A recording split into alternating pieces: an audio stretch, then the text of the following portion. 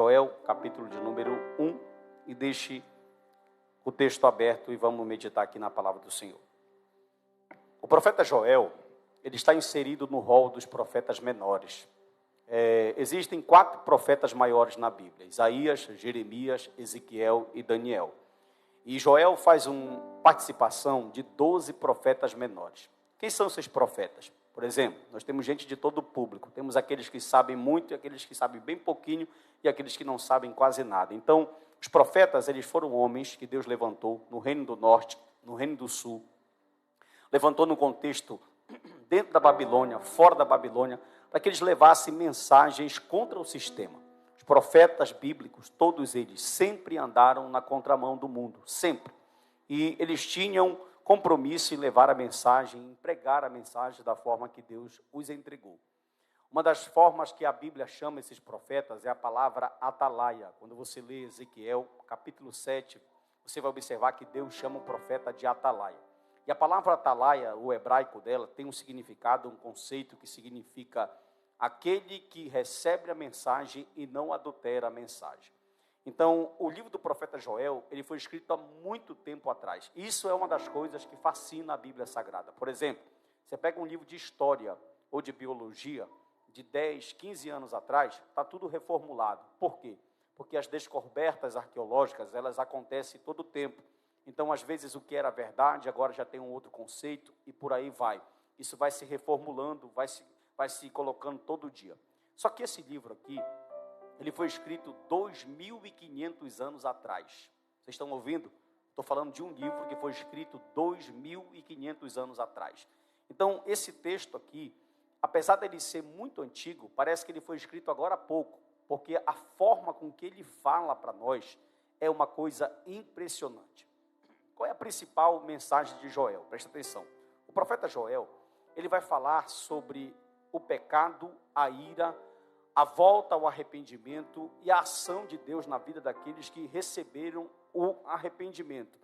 E não se sabe absolutamente, irmãos, nada sobre esse homem. Só o que sabe é o que está escrito no capítulo 1, no versículo 1. Se quiser colocar, pode colocar. Que diz que Joel é filho de Petuel. O nome dele, olhe para mim, por favor, vai aparecer 2 vezes na Bíblia. Nesse versículo que você está lendo, e no livro de Atos, capítulo 2, versículo 16, quando o apóstolo Pedro está citando o nome do profeta Joel. É as únicas 2 vezes que o nome dele vai aparecer na Bíblia. Joel significa o Senhor é Deus. Significa o quê? Há um estudioso chamado William MacDonald, por causa do capítulo 1. William MacDonald vai dizer que Joel, ele é o João Batista do Antigo Testamento. Por quê? Porque o capítulo de número 1, são 3 capítulos só. Você pega um profeta maior, Isaías tem 66 capítulos. É a Bíblia dentro da Bíblia. Só que você pega um Ageu, 2 capítulos. Você pega Obadias, 1 capítulo. Você pega Joel, 3 capítulos. Então, Joel é um livro pequeno, de forma literária. Não que as profecias de Joel e dos 12 e dos 11 menores não seja com a mesma importância, com o mesmo poder e com a mesma ação de Deus. Não. Só que Joel, ele vai se apresentar aqui com uma data improvável. Por exemplo, como não se sabe nada do livro, e ele facilitaria muito. Por exemplo, tem profetas que é muito fácil de descobrir a datação do livro. A gente sabe que a datação de Ageu, 550 a.C., a datação de Malaquias, 435 a.C. Quando o profeta cita o rei, ou algum rei, onde ele está escrevendo, é mais fácil, porque eu vou lá na história, acho o tempo do período do rei, aí eu consigo datar o livro dele. Só que Joel não cita nenhum reinado. Ele não cita nem o reino do norte, ele não cita também nem o reino do sul. Então tem duas brigas aí de quando seria essa data. Alguns estudiosos acham que esse livro foi escrito entre 830 e 810 a.C., no tempo do rei Joás. Outros vão dizer que por ele não ter citado nem a Síria e nem a Babilônia, que são as 2 grandes nações que estão em ascendência na Bíblia, ele poderia ter sido escrito no tempo de Neemias, em 400 anos antes de Cristo. Inclusive, 400 anos antes de Cristo, quanto tempo, irmão? Sabe quem está vivendo na Terra? Está vivendo Confúcio, um grande homem que influenciou muito. Está vivendo Buda também. Buda e Confúcio são contemporâneos de Neemias. Viu? Eles estão vivendo na Terra nesse próprio inteirinho. Só que preste atenção. O estilo desse livro, os estudiosos eles vão tentar defender. Por quê? Alguns vão dizer que Joel é literal. Alguns vão dizer que Joel é alegórico, ele usa muitas figuras de linguagem. E outros vão dizer que ele é um livro escatológico. Por quê? Porque ele é um livro literal. O capítulo de número 1, o livro é dividido em duas partes. Preste atenção para mim, por ser um livro pequeno, o livro é dividido em duas partes. Do capítulo de número 1 ao 2:17, é a primeira parte que aparece os gafanhotos, onde os pastores neopentecostais usam esse texto para falar do migrador, cortador, destruidor e devorador, para tirar dinheiro dos crentes que não gostam de ler Bíblia, né? Então o que acontece? A primeira parte do livro é para falar desses gafanhotos. Na verdade é um pronunciamento de maldição. O capítulo 1, entrando no capítulo 2 todinho, Deus está varrendo uma nação, a nação do sul. Como Joel fala para Sião, para onde? Sião fica no sul, Sião é capital, Sião é o reino do sul, não é o reino do norte. Então o capítulo 1 vai ser uma catástrofe total, só que a forma que Joel vai falar é uma forma linda. Ele vai usar um eufemismo. O que é isso, pastor? Um eufemismo é uma figura de linguagem que quando eu tenho para dar uma notícia ruim, eu vou embelezar aquilo. Por exemplo, quando algum crente morre, deixa eu te explicar rapidamente, algum crente morre, a gente fala assim, olha, fulano morreu. Não, quando você vai usar um eufemismo, você fala assim, olha, fulano passou por Senhor. Fica mais bonito, né? Então o que Joel vai fazer? Ele vai pegar toda a desgraça que vai acontecer no capítulo, vai mostrar que o amor de Deus está ativo. Essa segunda parte é conhecida como a parte escatológica. Capítulo 1, muita maldição. Dentro do capítulo 2, para ir para o capítulo 3, ele chama o povo ao arrependimento. O capítulo de número 3, a promessa de efusão, derramamento do Espírito. Na verdade, coloca para mim, capítulo 2, versículo 28. Eu quero que você leia comigo aqui, acompanhe comigo esse texto, rapidamente.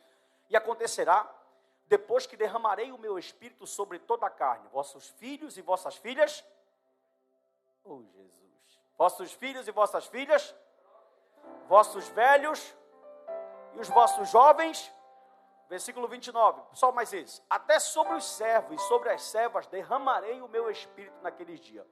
Nós pegamos só esses 2 versículos desse livro e a gente esquece o que vem no capítulo 1 até chegar aqui. Por quê? Porque esse texto ficou muito famoso, principalmente para os pentecostais que somos nós, porque Pedro citou esse texto em Atos capítulo de número 2. Só que preste atenção, quando eu estudo sobre os profetas, eu vou observar que a mensagem deles, todos, Diácono Leonardo, é uma mensagem de cunho duplo, de via dupla. Por quê? Todos os profetas falam sobre avivamento. Falam sobre o quê? Que Deus vai restaurar, que Deus vai trazer tempos bons, que Deus vai fazer coisas grandes. Só que também todos os profetas, os mesmos que falam de avivamento, falam de juízo, de fogo, de maldição. Por exemplo, o último livro do Antigo Testamento, Malaquias, capítulo de número 4, você vai observar que ele termina dizendo, olha, está vindo um fogo abrasador, está vindo o juízo de Deus, o fogo vai queimar como palha. E às vezes nós pegamos só os versículos que nos enchem, que satisfazem o nosso ego, e esquecemos de olhar o texto e ver aquilo que o texto ensina. Está com a Bíblia aberta, irmão? Sim ou não? Capítulo de número 1, por favor, rapidamente. Vamos fazer uma análise bíblica e teológica aqui desse texto, e ele tem umas lições para nos ensinar nessa noite. Primeiro, o profeta Joel, ele vai apresentar do capítulo 1 até o 2:11, o dia do Senhor. Repita comigo essa expressão, diga, dia do Senhor. E esse capítulo de número 1, escute, ira e maldição estão nas profecias de Joel. Na verdade, quando alguém chega contigo e fala assim, ó, assim diz o Senhor, Deus vai abrir uma porta, Deus vai te dar uma bênção, Deus vai trocar teu carro, tu fala assim, meu Deus, eu creio, eu recebo, eu tomo posse. Por quê? Porque a profecia é boa. Mas quando alguém chega dizendo uma taca de Jeová santa na tua costa para te converter, para te renunciar, para te voltar para o caminho, tu fala, não, essa profecia não é para mim, essa profecia é para a irmã que não veio no culto hoje. Então, geralmente, a gente tende a travar o nosso coração. Pergunte por quê. Não escutei, pergunte por quê. Porque a gente só quer ouvir aquilo que nos satisfaz. E os profetas, eles não queriam saber se era rei, se era estadista, se era uma pessoa importante, se era uma pessoa influente. Se Deus mandasse ele falar, por exemplo, às vezes eu fico olhando o texto de Isaías, capítulo de número 38, quando o profeta Isaías entrou na casa do rei Ezequias e olhou para ele e falou assim, rapaz, prepara a tua casa que tu vai morrer. Irmão, ou esse homem, ele está muito cheio de Deus, e ele estava, ou ele era louco. Por quê? Porque se eu passo uma profecia dessa para o rei, para aquele que governa Israel, o que era que o rei poderia falar para mim? Manda matar esse doido aí, que ele estava desejando a minha morte, manda matar esse doido aí. Só que preste atenção, Quando os profetas falam na Bíblia, nós aprendemos isso quinta-feira no curso teológico aqui em cima, matrículas abertas, viu? E quando os profetas falavam, a profecia que saía da boca deles tinha a mesma autoridade, como se fosse o próprio Deus que estivesse falando. Então, quando a sociedade reconhecer que aquele profeta falava em nome de Deus, a sociedade tinha a palavra dele, mesmo que não fosse escrita, verbalmente. A palavra desse homem tinha a mesma autoridade, que como se fosse o próprio Deus falando. Ou seja, profetas, eles eram homens que andavam na contramão do mundo mesmo. Só que presta atenção, é impressionante que Joel vai mostrar uma catástrofe. Escute, repita comigo e diga assim: gafanhotos. Você vai falar para fora, bem alto, para você não dormir e para o irmão não dormir do seu lado. Você vai dizer assim: cortador, migrador, devorador e destruidor. Presta atenção, sabe como começa o livro? Esses 3 gafanhotos, alguns acreditam, João Calvino falava que os gafanhotos não eram literais, mas outros estudiosos dizem que sim, que foram gafanhotos literalmente. E sabe o que aconteceu? Eles destruíram a nação, eles comeram as ervas, eles comeram os pastos, eles comeram as frutas, eles comeram tudo, a nação ficou falida. E o que é interessante aqui, que quando Joel vai falar, ele poderia muito bem dizer, olha, está acontecendo uma catástrofe natural. Quando uma pessoa não acredita em Deus, e acontece um tsunami, um terremoto, um maremoto, uma explosão, ou alguma coisa da natureza, o que é que eles falam? Isso é uma catástrofe natural. Só que Joel vai apresentar Deus dizendo, olha, o Deus que eu estou falando, ele é soberano. Então tudo que vai acontecer, tanto de bom como de mal, ele não vai atribuir ao acaso ou a algo natural, mas ele vai dizer que aquilo é uma ação do Deus Todo-Poderoso. Preste atenção. Só que aí vão aparecer esses gafanhotos. Você já ouviu, eu tenho certeza que você já ouviu, você vai confirmar comigo. Esses gafanhotos aqui, é aquele pastor que fala assim, olha, se tu não der o teu dízimo, se tu não der a tua oferta, se tu não der o teu... Sabe por que não dá certo, irmão? Porque o migrador está lá. Porque o cortado, quem já passou por essa opressão mental aí? Levante a mão. Meu Jesus amado. Olha, irmão, é porque o migrador... Só que o capítulo 2, versículo 25, olha o que diz o texto. Por isso que é bom ler o contexto. Olha o que diz o texto. Restitui-vos-eis os anos que foram consumidos pelo gafanhoto migrador, destruidor, cortador.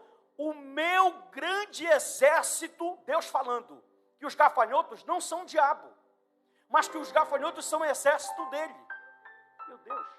E que ele mandou, pergunte para quê? Para punir o povo. Então tem gente que fala que o devorador é demônio, que o devorador foi Satanás, que o devorador é o capeta. Na verdade é Deus querendo chamar um povo para arrependimento, punindo o povo de uma forma terrível, e ele está fazendo o quê? Usando a natureza. Agora preste atenção, diga assim comigo, o exército é do próprio Deus. E você vai observar que a catástrofe arruinou, versículo 10 do mesmo capítulo, rápido meu filho, vamos correr. Diante deles, treme a terra, os céus se abalam, o sol e a lua se escureceram, e as estrelas retiram seu resplendor. Versículo de número 12. Os gafanhotos, eles acabaram. Versículo 12. Ainda assim, agora mesmo, diz o Senhor, convertei-vos a mim. Quando você pega o capítulo de número 1, irmão, você vai observar que o que acontece aqui é tão triste. Olha, capítulo 1, versículo 5, Jonathan, rápido. Capítulo 1, versículo de número 5. Ébrios, sabe o que é ébrios? Cachaceiro, bêbados, tolos, ébrios, despertai-vos, chorai, uivai, todos vocês que bebei vinho, por causa do mosto, porque está tirado de vossa boca. Versículo 6, olha o que aconteceu com a nação.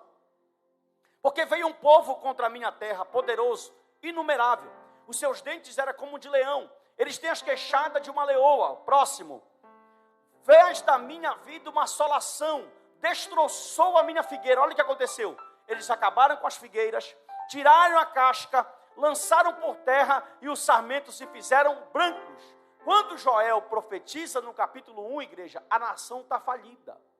Não tem erva, o boi não come. Não tem plantação, não tem alimento. Não tem cheiro verde, não tem tempero dentro de casa. A macieira acabou de dar maçã, a figueira não dá mais figo. Ou seja, a nação está arruinada. Pergunte por quê? Porque Deus sabe um meio de mexer contigo para tu atentar para Ele. Porque a Europa hoje é ateísta. Lá na Europa, a saúde é boa. Lá na Europa, a educação é a melhor do mundo, país de primeiro mundo. Lá na Europa, tem emprego para todo mundo. O índice de desempregado quase zero. Quem é o Deus deles? Mamon. Por isso que as igrejas estão fechadas, o Islã está tomando conta e Deus ficou de lado. Até mesmo o próprio catolicismo, que é o berço lá, Itália, Espanha, está perdendo força. Por quê? Porque eles não precisam, na cabeça deles, de Deus. Só que Deus tem uma promessa com esse povo aqui. Agora escute só, a cena, irmã, capítulo 2, verso 13, é de um desprezo total. Olha o que diz aí, ó. Rasgai o vosso coração e não as vossas vestes. Se convertam para mim, diz o Senhor vosso Deus, e eu serei misericordioso e compassivo. Diga-se comigo, a nação está destruída, porque o dia do Senhor está próximo. Ó, pastor, o que é o dia do Senhor? No 1,15 ele fala, dia do Senhor. No 2,1, dia do Senhor. No 2,11, dia do Senhor. No 2,31, dia do Senhor.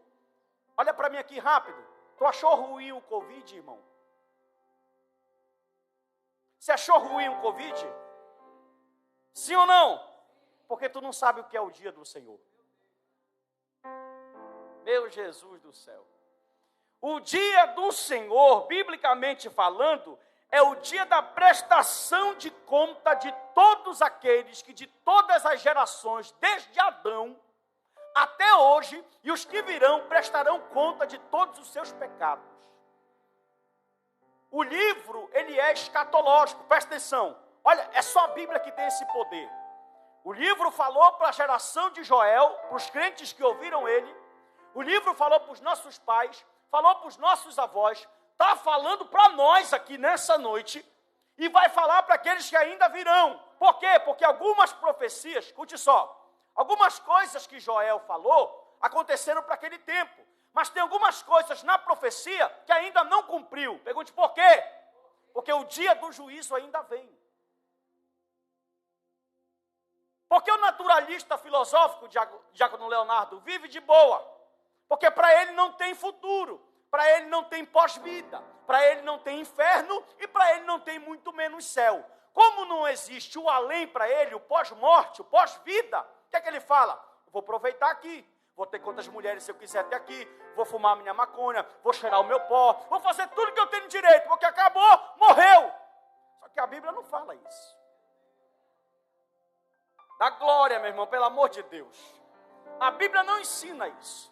A Bíblia ensina que a morte não é o fim. A Bíblia ensina que a morte é uma passagem, ou para a eternidade com Deus, ou para a eternidade com canela fina. Não é para cá, né? Ou para a eternidade com canela fina.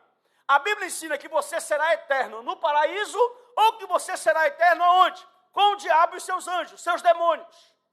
Só que presta atenção, quando Joel se apresenta aqui, o negócio é que, olha o que ele vai falar no capítulo 2, no versículo 11. Irmão, o dia do Senhor é tão terrível, olha o que ele diz no texto aqui, ó. O Senhor levanta a voz diante do seu exército, porque muitíssimo grande é o seu arraial, porque poderoso quem executa as suas ordens. Sim, grande é o dia do Senhor. Aí ele vai fazer uma pergunta retórica, olha, escute. E muito terrível. Aí ele ainda diz assim, quem vai poder suportar?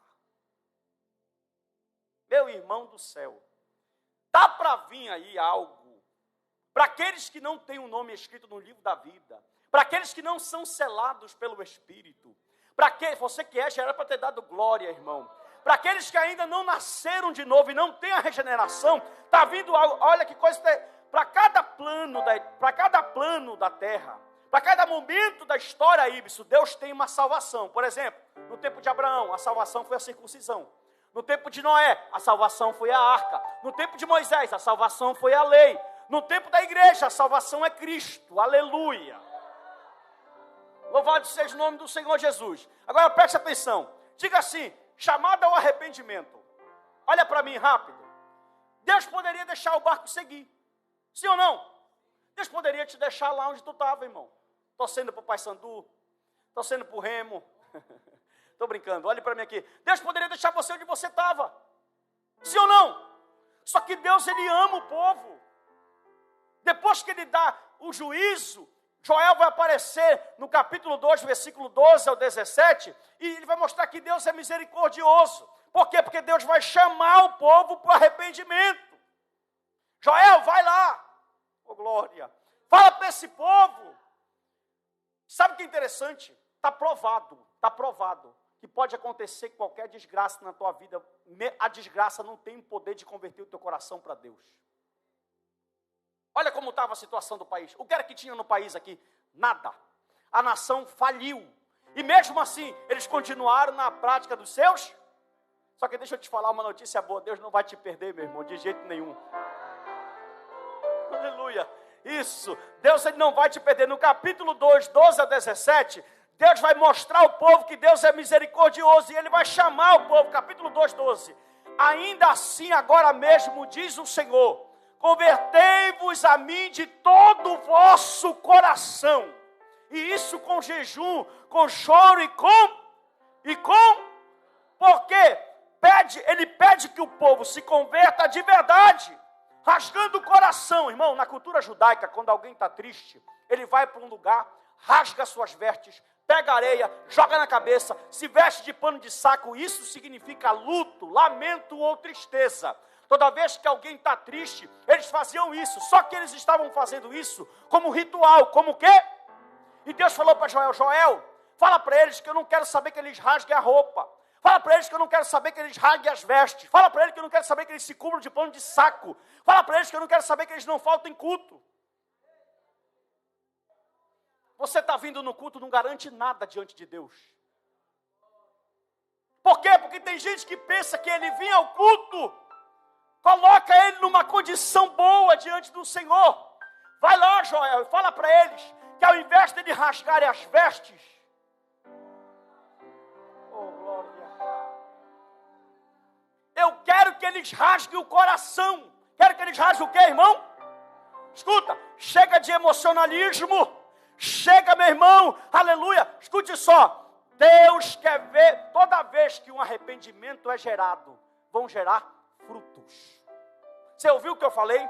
Toda vez que alguém chegar na frente desse altar e dizer, Senhor, eu entrego a minha vida a Ti, esse arrependimento tem que vir seguido de frutos. Se o arrependimento não tiver frutos, ele é emocionalismo, ele é alguma coisa, ele é emoção, ele é êxtase. Por quê? Escute, a palavra que eu estou pregando, ela tem poder. O poder não é do pregador, o pregador só é o canal. Depois que eu não terminar aqui, volta tudo normal. Mas na ação do Espírito, ela tem poder. Enquanto eu falo, se você é um escolhido de Deus, você sente a tua veia pulsar, você sente a graça, você sente algo de Deus aí. E toda vez que essa palavra ela for pregada, vai haver manifestação. Só que escute, às vezes as pessoas vêm, tem manifestação, choram, falam em línguas, até tem supostas poder que aparece naquele momento, mas depois não aparece nenhum tipo de fruto.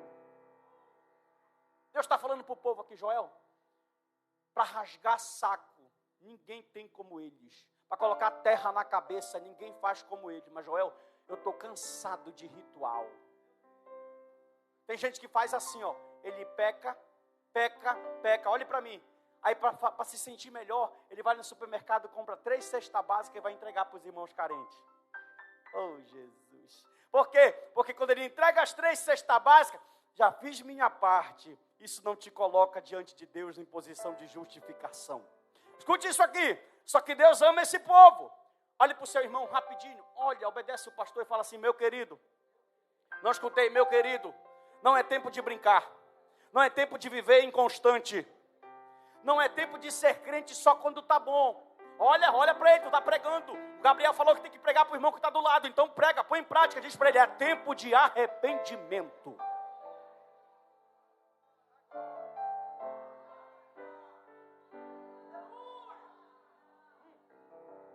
Segure e olhe para mim. Sabe o que eu entendi lendo esse texto? Pergunte o quê?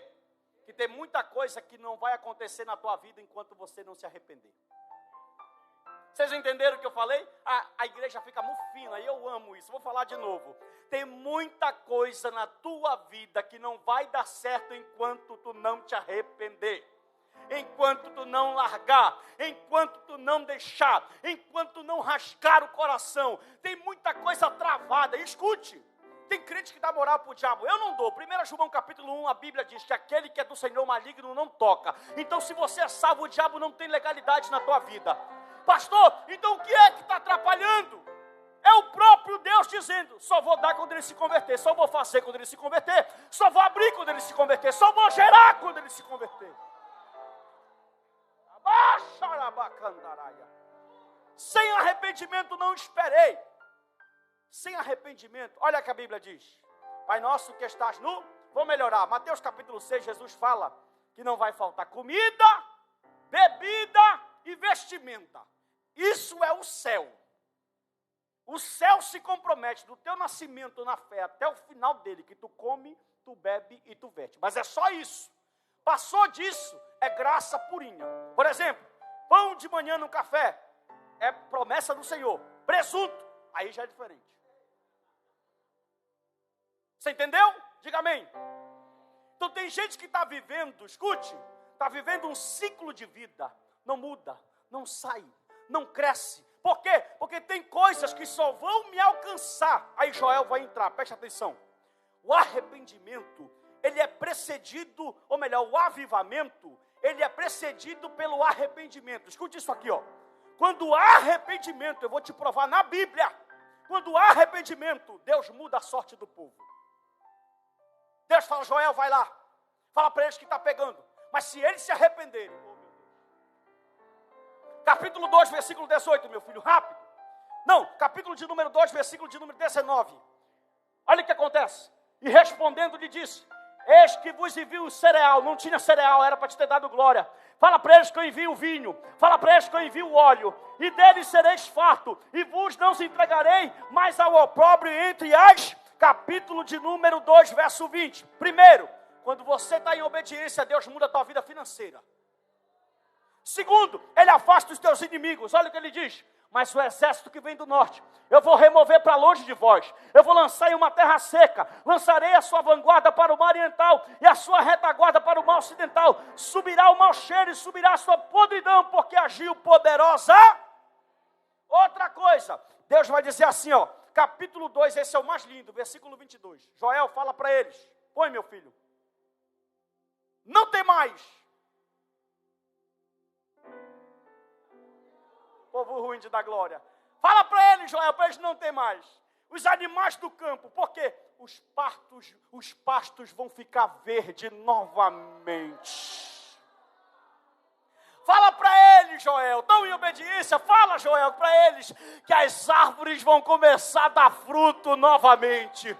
Fala para ele que as figueiras vão começar a produzir com vigor. Tempo de escassez.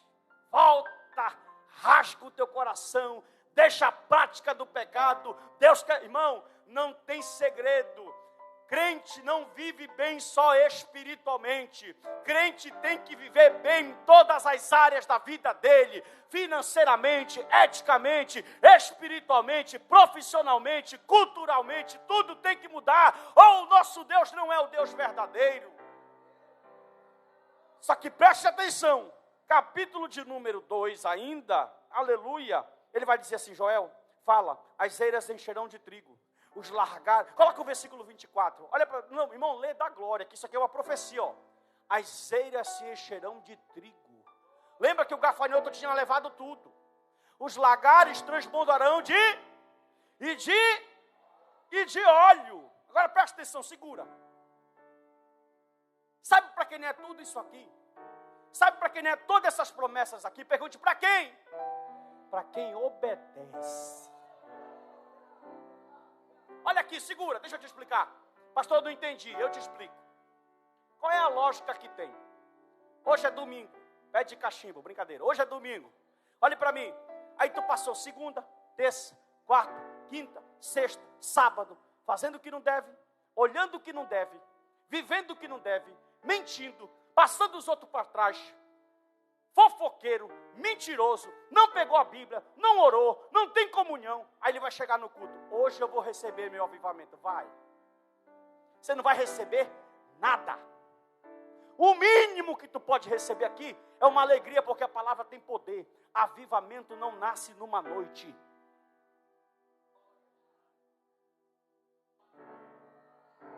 Oh, glória, aleluia. Olhe para mim, irmão. Avivamento não nasce numa pregação. Avivamento não nasce numa noite. Preste atenção. Até chegar no 2:28, que vai derramar o Espírito, Deus vai colocando o povo no prumo. Joel, eu tenho uma promessa, mas eu só faço se estiver no prumo. Oh, glória. Joel, eu tenho poder para liberar, mas eu só dou se estiver no prumo. Joel, eu tenho uma porta para abrir, mas eu só dou se estiver no prumo. Joel, tem milagre para acontecer, mas só alcanço se estiver no prumo. Por que não chega, pastor? Oh, Jesus. Porque tu não obedece. Quer viver do teu jeito, tu criou o teu Deus, tu criou o teu evangelho, tu não respeita ninguém, tu não respeita a liderança, tu não respeita o teu marido que dorme contigo, tu não respeita ninguém. Acabou a glória, irmão? Escuta só, agora que está tudo no lugar, tudo certo, tudo na vontade, aí sim, ó, porque tem lógica o pecador entrar aqui, com a vida toda irregular, toda errada, em prostituição, fazendo a vontade da... Escute, não é que você não vai pecar. Todos nós pecamos todos os dias. O que a Bíblia condena é prática de vida de pecado. É aquele cara que... sabe o que é interessante? Pode prestar atenção. A pessoa sabe que dentro dela falta algo que precisa ser preenchido. Aí ela entra no culto aqui, eu fico observando alguns irmãos. Eu não estou jogando direta para ninguém, eu não estou falando dessa reunião em si.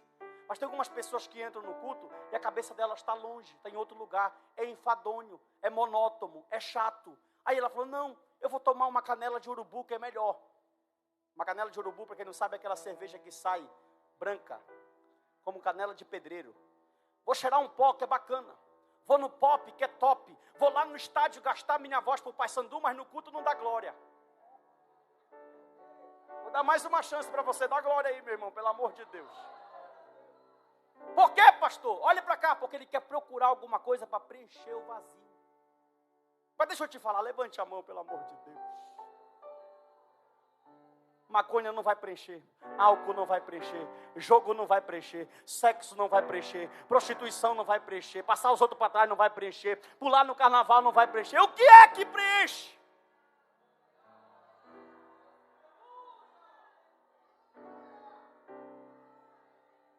Eu vou dar 10 segundos para você dar glória a Deus e adorar a esse Deus nessa noite. Aleluia, 10 segundos só de relógio ali, vai, já tem 9. Para você encher essa casa de glória a Deus e aleluia. Preenche o vazio aí, olha. Os anjos olham um para o outro, Wesley diz, ele é santo, ele é santo, ele é santo. O que mantém eles de pé é dizer que ele é santo, o que mantém eles vivos é dizer que ele é santo.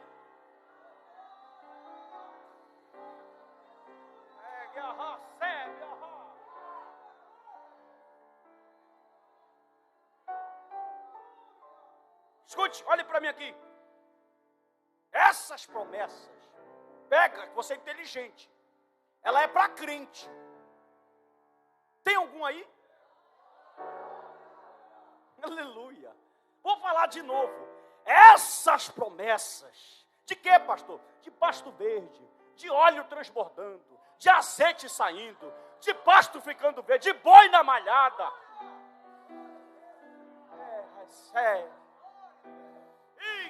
Abaixo, levante a mão, meu irmão, levante a sua mão. Levante a sua mão que já é diferente. Há uma graça dentro deste santuário. Para quem é essa promessa, pastor? Ei, sabe o que é interessante? Com a mão levantada. Olha para mim, o profeta Sérgio, tem 2 Sérgio, é o da frente. O profeta Sérgio, quando ele vai falar, ele diz assim, Leonardo, olha, e derramarei o meu espírito sobre toda a carne. Não é só para ti, é para o teu filho. Aleluia.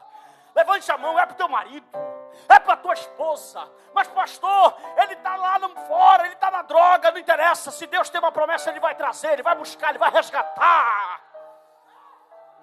Aleluia. Deus só precisa de um profeta, Ashley. Deus só precisa de um Joel. Deus só precisa de um homem que fale a verdade. Deus só precisa de uma mulher que esteja no prumo.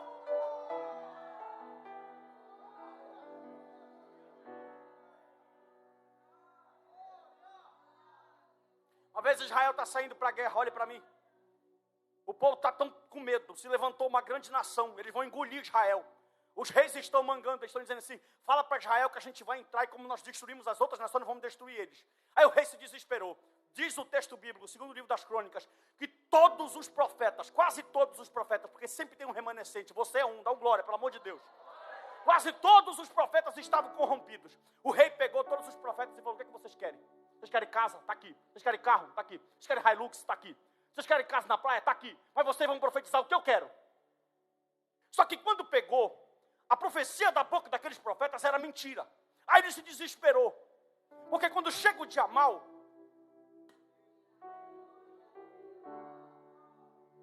ou tu corre para Deus.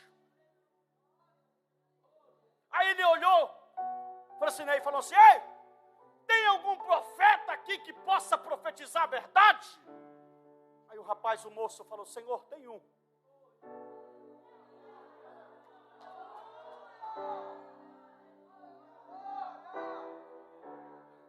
O nome dele é Micaías. Ele falou, não, eu não quero esse, porque esse só fala a verdade, só prega a verdade, só diz a verdade, só diz o que Deus mandou. Eu profetizo que você é o Micaías da tua casa. Eu profetizo que você é o Micaías da sociedade. Eu profetizo que você é o Micaías do Nova Esperança. Vai dando glória. Eu profetizo que você é Micaías de Ananindeua, de Belém do Pará. Eu profetizo que você é homem e mulher de Deus.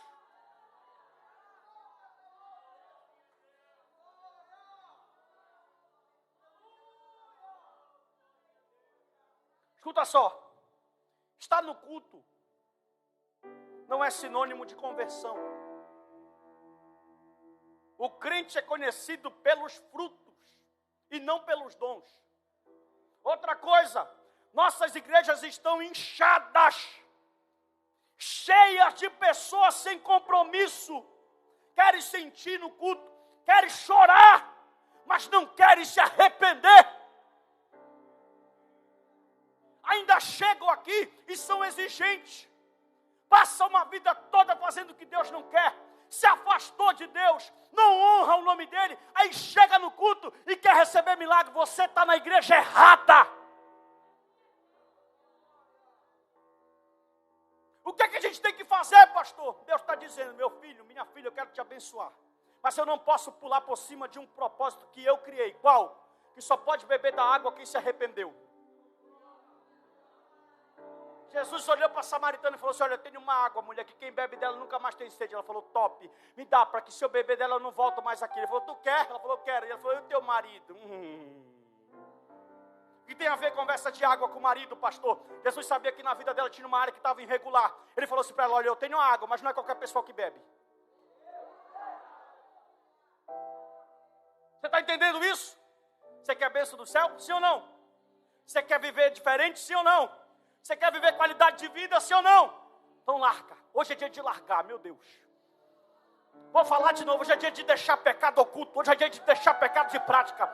Hoje é dia de se arrepender. Hoje é dia de dizer, Jesus, eu vou jogar isso lá para o quinto dos infernos. Hoje eu vou deixar esse negócio. Hoje eu vou deixar esse demônio.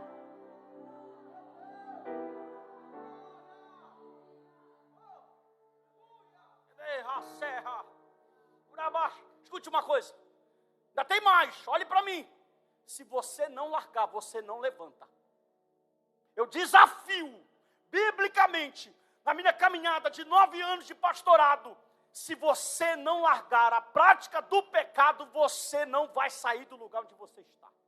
Tu pode fazer campanha, tu pode pular a muralha de Jericó, tu pode pagar voto, tu pode ir para o monte, tu pode vir atrás de profeta, tu pode fazer o que tu quiser. O que é que falta, pastor?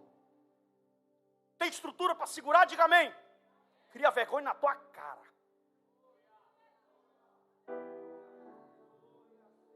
Vira crente. Aleluia. Vira servo. Sabe o que eu acho mais lindo do texto? Que o povo está lascado, indo para o inferno. E outra, eles não tinham nada para oferecer a Deus, desobedientes, mentirosos, blasfemadores, corruptos, mas Deus ama tanto. Ele fala assim, Rapaz, Joel, vai lá que eu quero dar mais uma chance para eles. Faz tempo que não tem pasto. Faz tempo que não tem trigo. Faz tempo que eles não comem óleo. Faz tempo que eles não veem prosperidade na mesa. Faz tempo. Mas vai lá, Joel. Porque o pasto vai reverdecer de novo. Agora escuta isso aqui. Escuta isso aqui. Rápido. Capítulo 2. Estou terminando. Versículo de número 25. Levante a mão. Assim diz o Senhor dos Exércitos nessa noite: restitui-vos-ei os anos que foram consumidos pelo gafanhoto migrador, pelo destruidor, pelo cortador, o meu grande exército que enviei contra vós. 26. Comereis abundantemente e vos fartareis. Louvareis o nome do Senhor vosso Deus, que ouve maravilhosamente convosco. Pega essa palavra agora e diga comigo assim, ó: e o meu povo não será envergonhado jamais. Levanta a mão que eu vou profetizar. Se o diabo pensa que ele vai te envergonhar, ele está destruído. Se o diabo pensa que ele vai colocar o nome da tua família na lama, ele está envergonhado nessa noite, porque nós estamos debaixo de uma promessa que nós não seremos envergonhados.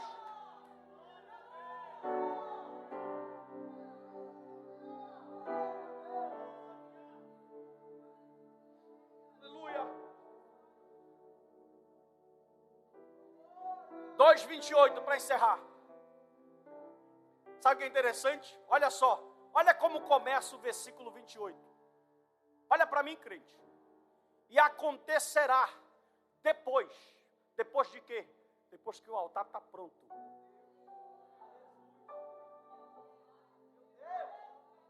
Depois que tudo voltou para o lugar. Depois que tudo alinhou. Depois que está na obediência. Vai dar glória, vai ficar me olhando. Depois que voltou tudo para o prumo, depois que o acesso está limpo, depois que o canal está pronto, vai lá, Joel, e fala para eles, levanta a mão e recebe. E derramarei o meu espírito sobre toda a carne.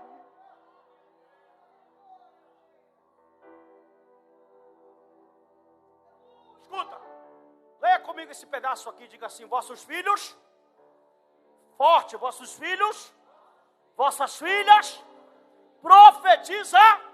Mas pastor, eu vim para o culto e ele foi beber. Ainda. Então você não entendeu? Mas pastor, eu vim para o culto, ele foi para a boate. Eu vim para o culto, ele foi para... daqui a pouco o céu vai pegar ele, porque a promessa é para a tua casa.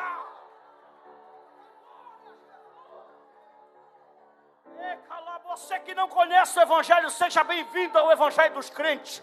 Para você que acha que culto é coisa monótona, seja cheio de poder. Para você que chegou aqui triste, saia alegre nessa noite, neste lugar, e derramarei o meu espírito.